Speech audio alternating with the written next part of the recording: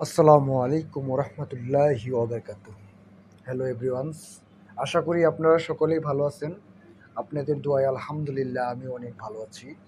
তো আজকে অন্য কোনো বিষয়ে কথা হবে না। আজকে কথা হবে আজকে যে জুমআর সম্পর্কে, মানে জুম্মার দিন আজকে এই সম্পর্কিত কিছু কথা বলবো আপনাদের সাথে। আপনারা জানেন, আমরা যারা মধ্যবিত্ত পরিবারের লোক, আমরা যারা মধ্যবিত্ত লোক, তাদের জন্য আজকে শুক্রবারে জুম্মার নামাজ হলো একটা হজের সমতুল্য।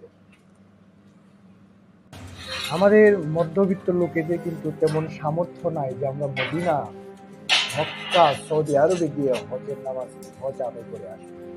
তাই আমাদের এই শুক্রবার আল্লাহ তাআলা নির্ধারণ করে দিয়েছে, যারা গরিব অসহায় মধ্যবিত্ত লোক তাদের জন্য আমি একটা দিন দিলাম সপ্তাহে, সেটা হলো শুক্রবার জুমার দিন।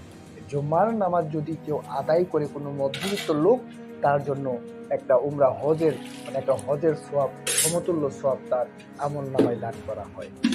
তাই আসুন, আমরা যারা আজকে বাসায় বসে আছি, যাদের অফিস আদালত ছুটি, তারা সবাই জুমার নামাজ পড়ি।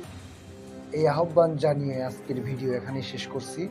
পবিত্র জুমা মুবারক।